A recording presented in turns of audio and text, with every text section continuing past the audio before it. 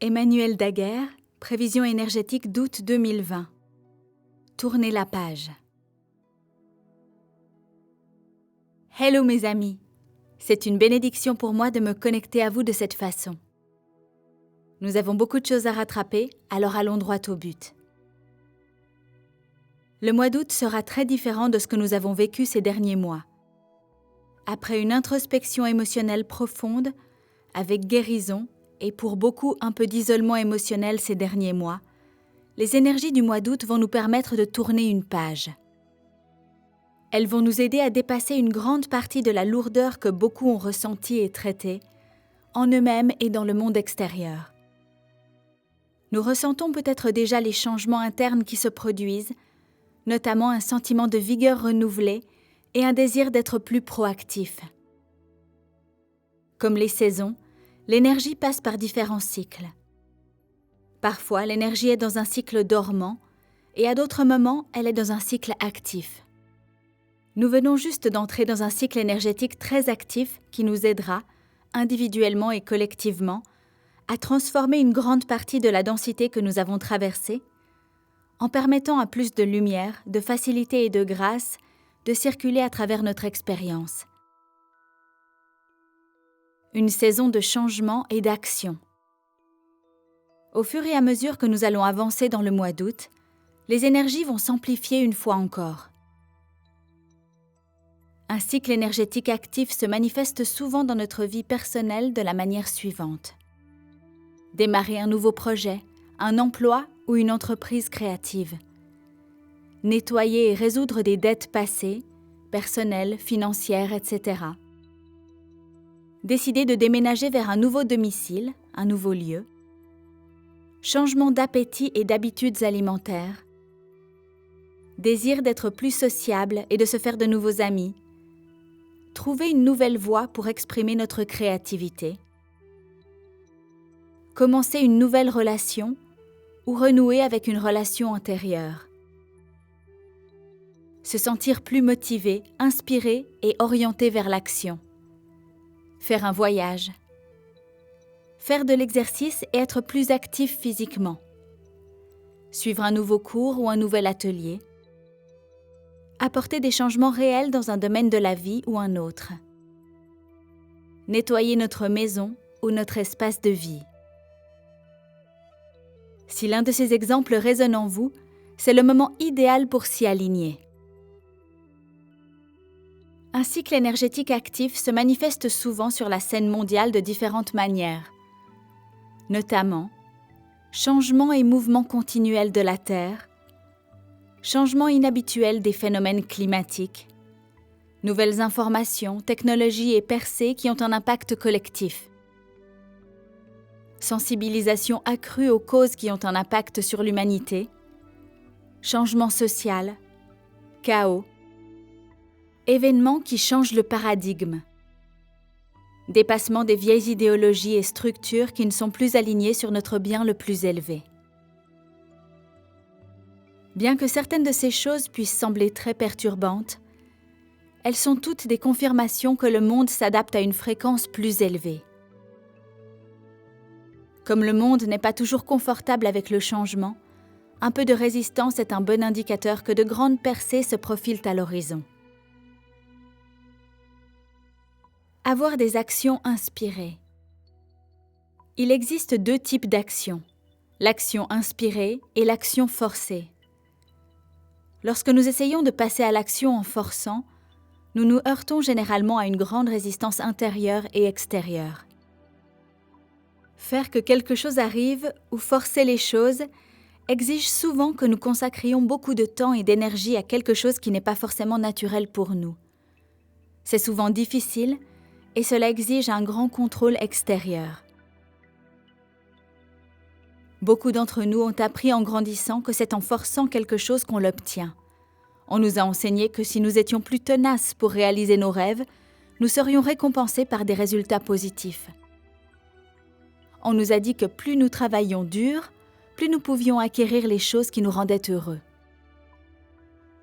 Même si cette méthode peut fonctionner temporairement, la plupart du temps, elle a un prix élevé, comme la perturbation de notre bien-être. Lorsque nous fonctionnons à partir d'un espace où nous essayons toujours de faire que quelque chose se produise ou de forcer quelque chose à se produire, cela met généralement beaucoup de pression et de stress sur notre corps émotionnel et mental. Avec le temps, cela se traduit par un déséquilibre de notre corps émotionnel, mental ou physique. Mais il y a un type d'action qui ne nous oblige pas de forcer autant, et c'est l'action inspirée. Lorsque nous entreprenons une action inspirée, nous le faisons à partir d'un espace de conscience, de facilité et de grâce. Nous devenons si présents aux opportunités et aux bénédictions que l'univers nous offre que nous y accédons facilement à partir d'un espace de gratitude. Aucune force, aucun contrôle, aucune pression ne sont nécessaires. Avec l'action inspirée vient la réalisation que l'univers, notre esprit, prend pleinement soin de nous.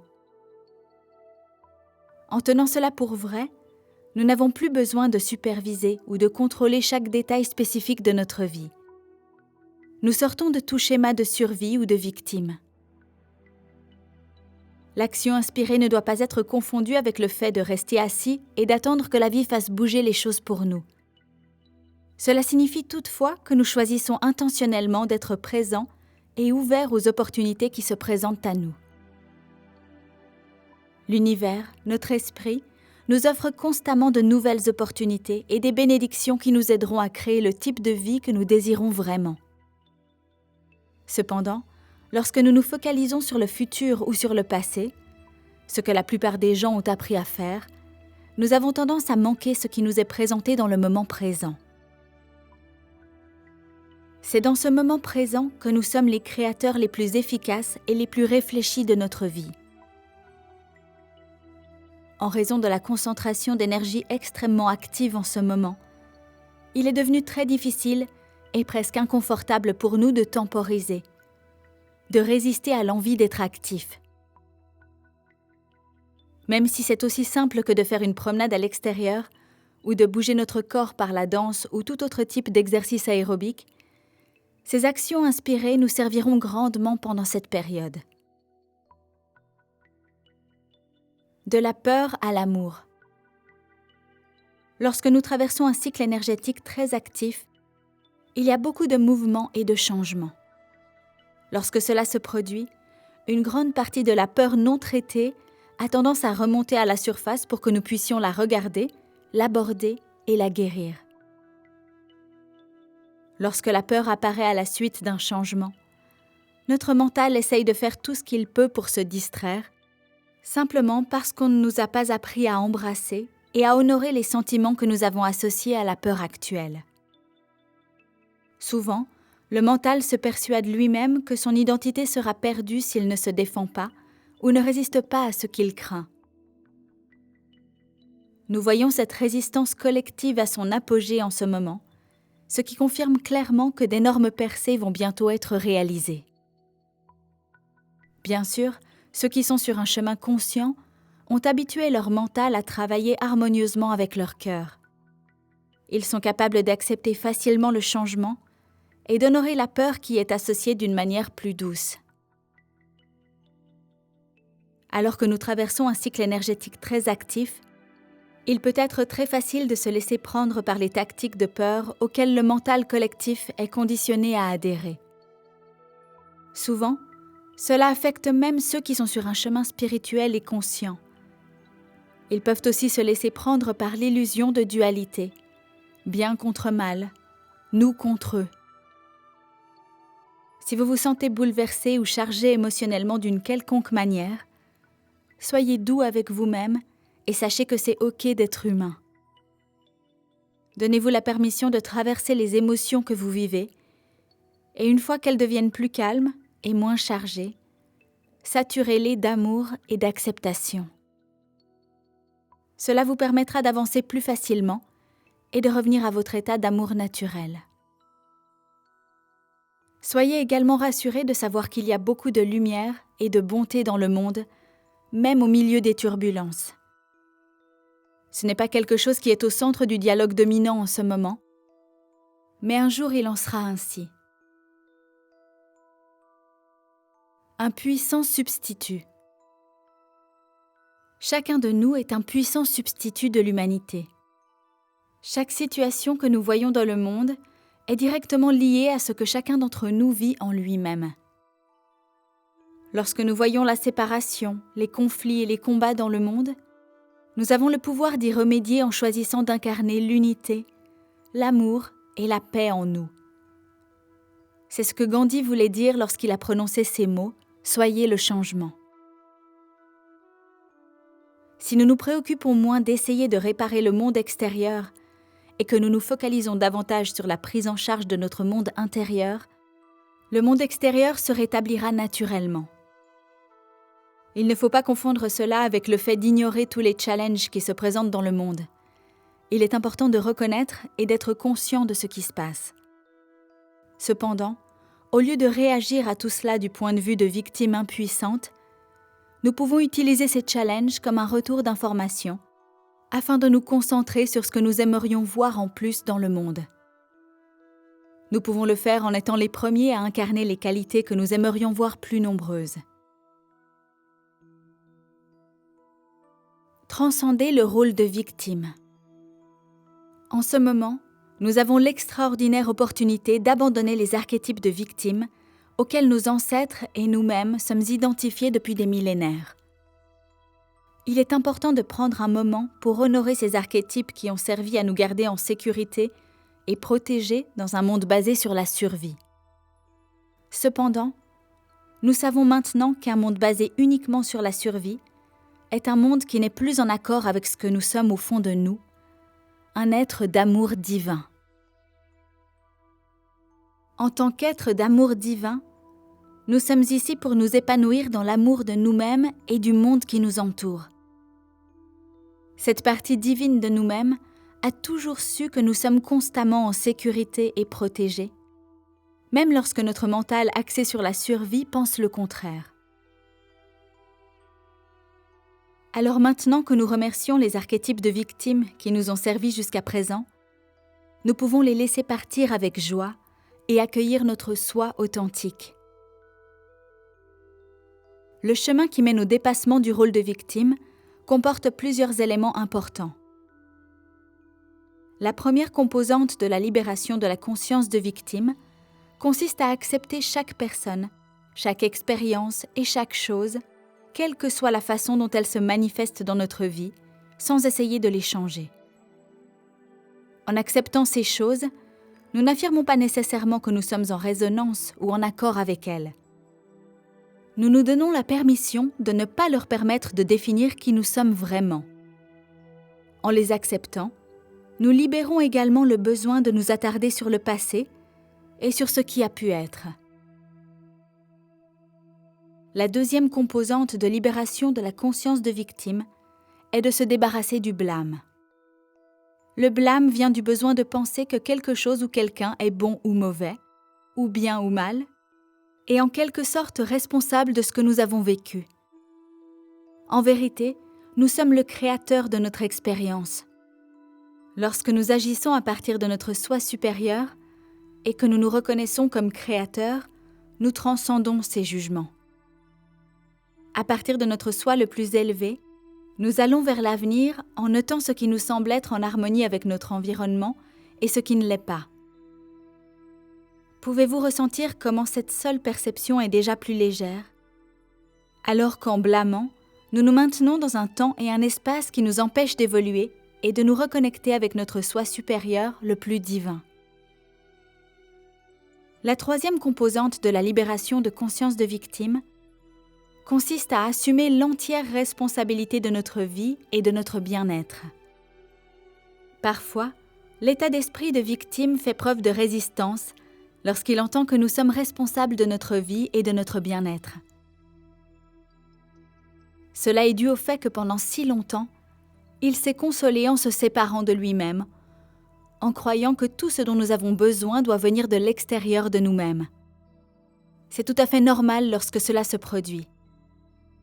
Pourtant, en assumant la responsabilité de notre vie et de notre bien-être, nous sommes capables de sortir de la conscience de victime pour entrer dans la conscience de créateur. C'est à partir de notre conscience de créateur que nous sommes capables de déplacer des montagnes. C'est à partir de là que nous sommes capables de nous manifester sous l'aspect le plus authentique et le plus puissant de nous-mêmes. En intégrant ces 3 composantes dans notre vie, nous sommes certains de faciliter notre transition de la conscience de victime à la conscience de créateur. Récupérer notre pouvoir. La plus grande puissance du monde, c'est l'amour. Lorsque nous incarnons l'amour, nous sommes l'être le plus puissant de l'univers. Contrairement à ce qu'on nous a peut-être enseigné, être aimant ne signifie pas que nous soyons des faibles ou que nous détournions le regard quand les temps sont durs. Le véritable amour ne fait pas de mal, n'est pas ressenti comme difficile et ne nous fait pas abandonner ou cacher une partie de nous-mêmes. Ce sont des constructions mentales qui nous détournent simplement de l'amour réel. Le véritable amour est la constante qui s'écoule tout au long de la vie. Lorsque nous choisissons d'être l'amour, nous avons tout l'univers derrière nous qui va dans la même direction. En raison des conditionnements sociétaux, beaucoup d'entre nous ont hésité à reprendre leur pouvoir, car nous l'associons à la corruption ou au contrôle. Ce genre de pouvoir faux ou égoïste va dans le sens contraire de l'amour. Il aime se séparer de l'ensemble. Bien que ce genre de pouvoir puisse parfois sembler tout à fait réel et convaincant, la vérité est qu'il ne l'est pas. Le pouvoir égoïste est éphémère et s'autodétruira toujours à un moment donné dans sa tentative de s'opposer au courant naturel de l'amour et de la vie. Le pouvoir égoïque se développe grâce à l'énergie de peur, car c'est la seule chose suffisamment convaincante pour faire sortir une personne de son véritable pouvoir divin. Bien sûr, cette période d'oubli est temporaire, mais il faut bien admettre que nous avons dû la mettre au service de l'énergie du pouvoir égoïste pour monter un grand spectacle, en essayant de le faire durer le plus longtemps possible. La vie est toujours là pour nous, et jamais contre nous. Nous pouvons nous réconforter en sachant que si nous choisissons de ne pas adhérer à la peur, nous avons le soutien total de l'univers. Tout ce qui tente de nous convaincre du contraire, comme l'idée que nous sommes un petit être humain sans défense, ou que nous sommes dans le manque d'une certaine manière, n'est qu'une illusion passagère. En nous abandonnant à l'amour, nous nous donnons à nous-mêmes et à ceux qui nous entourent un pouvoir tel que nous sommes capables de transformer même le plus égoïste des pouvoirs en amour. Il est temps. Jusqu'à la prochaine fois, miraculeusement vôtre, Emmanuel. Texte traduit de l'anglais par Marinette Lépine et voix française de Stéphanie Palazzo pour Translate. Merci.